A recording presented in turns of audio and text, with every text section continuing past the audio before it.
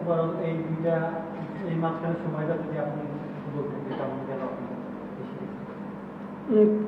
শুরুতে বলেছিলাম যে আমরা চাই যে আন্ডার প্রেশারে পড়তে, বাট এটাও বলেছিলাম যে না, আন্ডার প্রেশারে থেকে গেমগুলো জিততে পারি।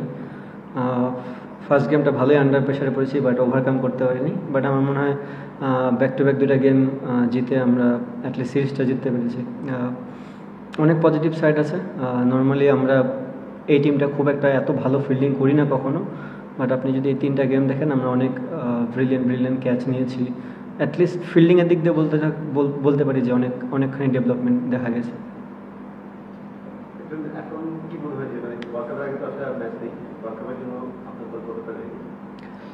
মনে হয় দল অনেক আগে থেকে রেডি ছিল। যখন এশিয়া কাপ আমরা খেলেছি তখন থেকেই আপনি যদি দেখেন যে প্যাটার্নটা এই কয়েকটা প্লেয়ারই খেলতেছে, তার মানে বোঝা যাচ্ছে যে দলটা আগে থেকে রেডি ছিল। এখন একটা জিনিস যে থাকবে, প্লেয়াররা বিপিএল খেলবে, বাংলাদেশের সবচেয়ে বড় একটা ক্রিকেট। আমার মনে হয় যে যেখানেই খেলুক, যে কোনো টিমেই খেলুক, তারা বেস্ট ক্রিকেটটা খেলবে এবং ওই বেস্ট ক্রিকেটটাই আবার যখন আমরা ন্যাশনাল টিমের হয়ে আসবো তখন আবার খেলার চেষ্টা করবো।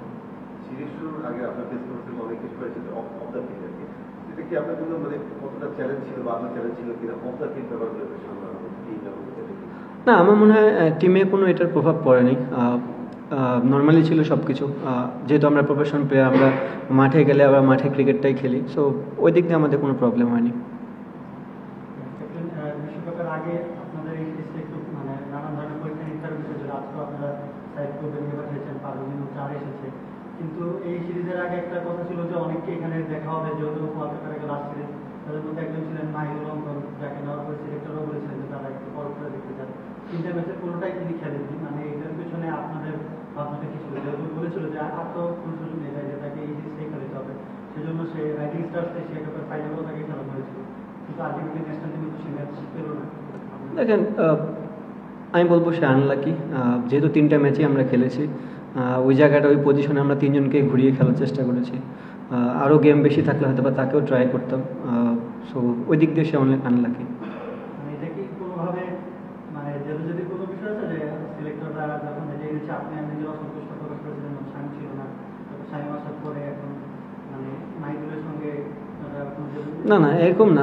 আমি ফার্স্টেও বলেছি যে বাংলাদেশের হয়ে যারাই 15 জনে আসে তারা বেস্ট হয়েই আসে। হ্যাঁ, আপনি সবাইকে অ্যাট এ টাইমে খেলাতে পারবেন না, আপনি 11ই সাজাতে পারবেন, সেটা 15 হোক আর 17 জনের টিমই হোক না কেন, খেলবে 11 জনই। সো আমরা প্রত্যেকটা দিন ট্রাই করেছি আমাদের বেস্ট 11টা খেলানোর জন্য, এবং যদি আরও ম্যাচ থাকতো তাহলে হয়তো বা ট্রাই করা যেত। 6 নম্বরের পজিশনটা জাকের আলী বা সোহান খালেদ, ওই জায়গায় অনেকদিন ধরে রান হচ্ছে না, ওটা নিয়ে কি আপনাদের কোনো কনসার্নের জায়গা আছে? বা শামীমও ছিলেন না, রানের কারণে ছিলেন না, ওই জায়গায় একটু রান করছেন না, এটা কোনো কনসার্নের জায়গা? না ভাই, আমি খুব একটা কনসার্ন না ওই জায়গাটায়। আমি আগেও বলেছি যে আমাদের প্রত্যেকটা সিরিজ প্রত্যেকটা প্লেয়ার ভালো খেলবে না। আপনি দেখেন, হৃদয় অনেকদিন ধরে একটু স্ট্রাগল করতেছিল যে বড় রানের, বাট এই সিরিজে সে বড় রান পেয়েছে। তার মানে প্রত্যেকটা প্লেয়ারই ক্যাপেবল বড় রান করার জন্য, তাদেরকে একটু সময় দিতে হয়। আই হোপ যে তারা বিপিএল খেলবে সবাই এবং বিপিএলে ভালো করবে, এবং ন্যাশনাল টিমে আসলে আমার দরকার মেন জিনিস হচ্ছে ওয়ার্ল্ড কাপ। যদি ওয়ার্ল্ড কাপে ভালো রান করে তাহলেই হবে, আমার আর কিছু লাগবে না।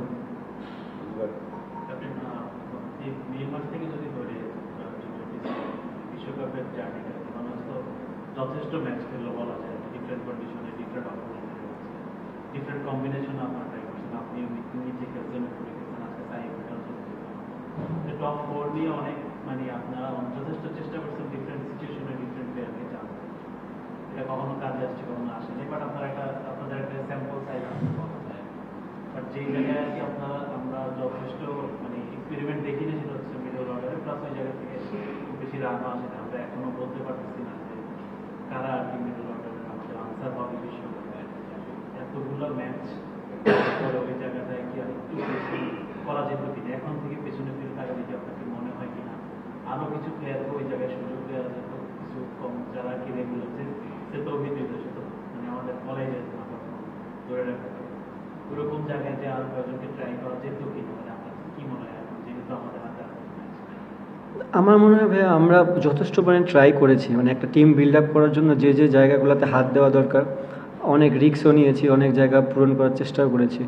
আপনি যদি আজকে দেখেন, আজকে লাস্ট ওভার ফিস কিন্তু বল করে নেই, সাইভ করেছে। সো মানে কি একটা জিনিস হচ্ছে তাদেরকে গেম টাইম দেওয়া এবং চ্যালেঞ্জ ফেস করা। আমি তো জানি আমার ফেস কি করতে পারে, তাকে যদি আমি 2টা গেম ব্যাক টু ব্যাক নাও খেলাই, 3 নম্বর গেমে যাই ও আমাকে কী দিবে সেই বিলিফটা আমার আছে। বাট যারা গেম খেলে না তাদের জন্য ওই জায়গাটা সিচুয়েশনে পড়াটা খুব ইম্পর্টেন্ট। সো আমরা এই 1টা বছর ধরে অনেক ট্রাই করেছি অনেক জায়গায়। আমার মনে হয় আমাদের যে বাঞ্চ অফ ক্রিকেট একটা সার্কেল আছে 15, 16, 17টা প্লেয়ার, তারা অলমোস্ট রেডি এই জায়গাটা খেলার জন্য। আর দেখা যায় এখন সামনে বিপিএল আছে, বিপিএলের উপর অনেক কিছু নির্ভর করবে তাদের কনফিডেন্সটা কেমন থাকে। বোলিং এর ক্ষেত্রে আমরা আপনাদের যে ইয়াটা আছে সবাই কম বেশি ম্যাচ করছে ডিফারেন্ট সিচুয়েশনে।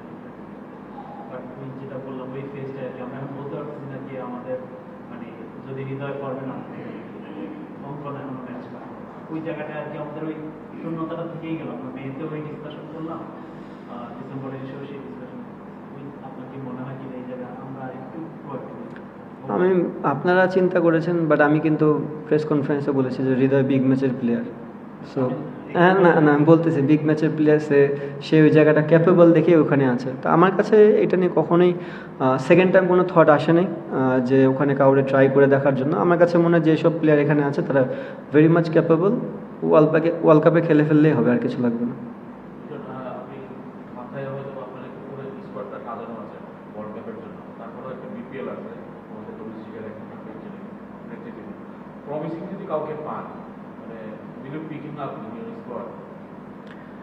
এটা বলাটা এখন খুবই কঠিন, যেহেতু বাংলাদেশ একটা বড় লিগ। কোনো প্লেয়ার যদি এক্সট্রাঅর্ডিনারি ক্রিকেট খেলে অবশ্যই তার জন্য জায়গা ওপেন স্টিল, কারণ আপনি প্লেয়ার চুজ করবেন কীভাবে, পারফরমেন্স দিয়ে তো চুজ করবেন। But at the same time আপনাকে এটাও বুঝতে হবে যে প্লেয়ারটা পারফর্ম করতেছে তার কি টিমে জায়গা হবে কি না। কারণ টিমের যে প্লেয়ারটা ওই জায়গায় যদি পারফর্ম করে থাকে, আপনি তো পারফর্ম করা প্লেয়ারকে বাদ দিতে পারবেন না। তো সব কিছু মিলায় এখন অনেক 1টা মাস আছে, আমরা চিন্তা ভাবনা করি। আর তার থেকে বড় জিনিস, সবচেয়ে বড় যে ব্যাড নিউজটা সবসময় হয় যে ইনজুরি। দোয়া করেন যেন ইনজুরিটা না হয় কোনো প্লেয়ারের। ক্যাপ্টেন ইমনকে আমরা আজকে 4-এ দেখেছি। সাধারণত তিনি 4-এ ব্যাটিং করেন, ওপেন কিংবা ওয়ান ডাউন ব্যাটিং করেন। নির্দিষ্ট কোনো কারণ দেখি? নির্দিষ্ট কারণ দেখেন, আমরা সাইফকে অনেকবারই ওপেন 4-এ ট্রাই করেছি। সো ওয়াই নট, আমরা চিন্তা করলাম যে ইমনকে একটু করে দেখি। কারণ একটা জায়গায় ফিক্সড হলে আপনার গেমটা একরকম চলবে, বাট আপনি যদি ডিফারেন্ট রোলে খেলেন তাহলে আপনার কখনো সেকেন্ড থট আসবে না যে আপনি এই পরিস্থিতিতে পড়েন নাই, বা ওই চিন্তাধারাতে আসবেন, নেগেটিভ কোনো চিন্তা আসবে না। তো সেই জন্যই আমরা তাকে ট্রাই করে দেখলাম। আমার মনে হয় ওভারঅল ইমন ভালো করেছে এই জায়গাটা আজকে।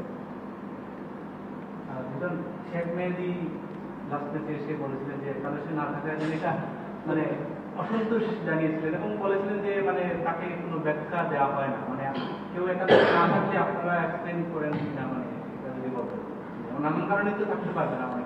না দেখেন, অ্যাজ এ ক্যাপ্টেন হিসাবে আমি 11 জনই নামাইতে পারবো। সো আমার কাছে মনে হয়, এই জন্যই বললাম যে আমরা 1টা বছর ধরে সব প্লেয়ারকে ট্রাই করেছি। আপনি কাউরে খারাপ বলতে পারবেন না। শেখ মেহেদী আমাদের match winner, same goes to নাসুমের ক্ষেত্রেও কিন্তু নাসুমও ম্যাচ উইনার, আবার রিশাদও ম্যাচ উইনার। সো যখন আমি দেখবো যে 2টা স্পিন খেলাতে হবে, তো ওই জায়গাটা টাফ কল।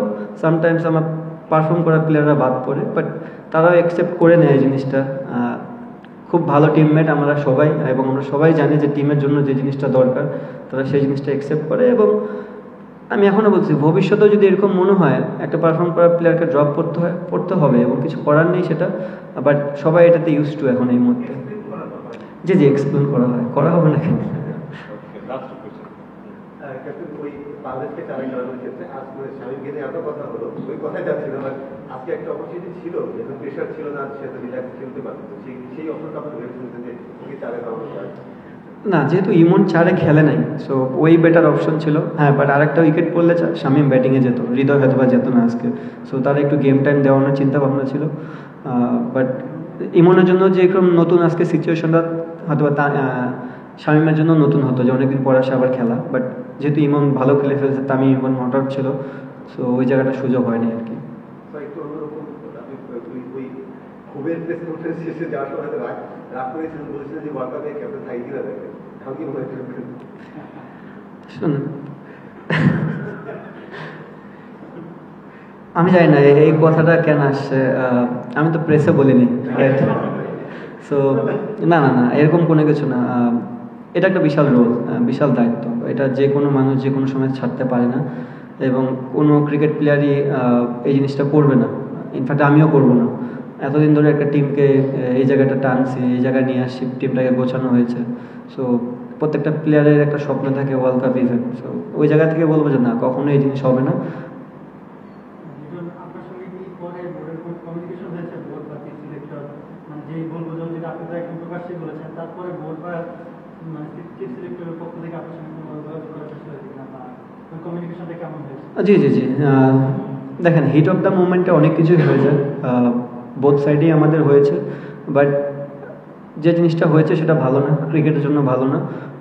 নেক্সট টাইম থেকে এই জিনিসগুলো হবে না, এবং এরপরে আমরা সুন্দর করে বসে কথা বলেছি এবং এটা একটা ভালো একটা সলিউশনে এসেছি আমরা।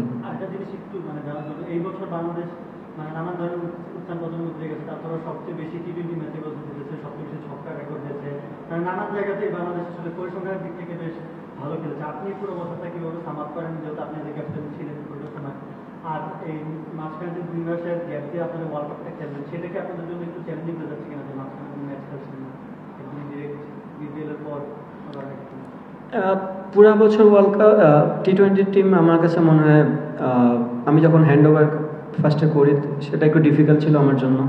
সবই নিয়ে নতুন নতুন মুখ ছিল, বাট এই মুহূর্তে আমি এটা জিনিস বলতে পারবো না। সবাই ম্যাচুরড, সবাই অনেকদিন ধরে এই ফরম্যাটটাই খেলতেছে। আর দেখেন, এই বছর আমরা সবচেয়ে বেশি টি-20 খেলছি, তো টি-20 সাকসেস হওয়ার চান্সটাই বেশি থাকবে। Credit goes to all the আমাদের যে 16 জন 17 জন বা 18 জন 20 জন যারাই খেলেছে ঘুরিয়ে পেয়েছে, অল দ্য কোচিং স্টাফ যেভাবে হার্ড ওয়ার্ক করেছে আমাদের সাথে, সব ক্রেডিট তাদের কাছেই যায়। আর একটা জানি কি বললেন, ওকে দেখেন, আমি পারফরমেন্স নিয়ে খুব একটা কনসার্ন না, কারণ যারা এতদিন ধরে ক্রিকেট খেলে, ভালো প্লেয়ার অলওয়েজ সব জায়গায় ভালো জায়গায় পারফর্ম করে। সো ওইটা নিয়ে আমি কনসার্ন না। আমি কনসার্ন একটা জায়গায়, যে আমার যে টিমটা আছে এখান থেকে কোনো প্লেয়ার ইনজুর্ড যেন না হয়। মানে এটা একটা খুবই খারাপ সাইন যে আপনি বড় ওয়ার্ল্ড কাপের আগে যদি 2-1টা প্লেয়ার ইনজুর্ড হয়ে যায়, তখন আমি ওই জায়গাটা কাভার আপ করবো কীভাবে। সো আপনারা সবাই দোয়া করবেন যেন ওই জায়গাটা আমরা সেফ থাকতে পারি।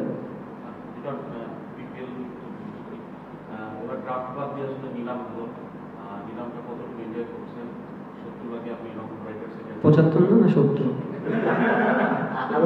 দুই জায়গায় একটু কনফিউজ। আমার মনে হয় কোনো জায়গায় 70 না 75, 5 লাখ বাড়ায় দেন, সমস্যা।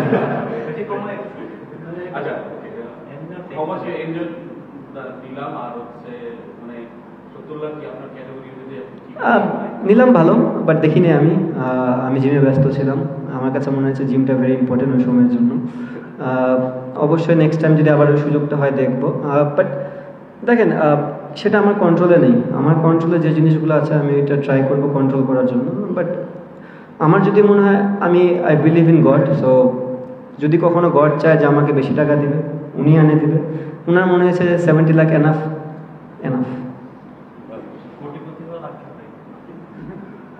আমি বললাম না, I believe in god. So যেটা আছে আমি সেটাতে হ্যাপি। থ্যাংকস ভাইয়া।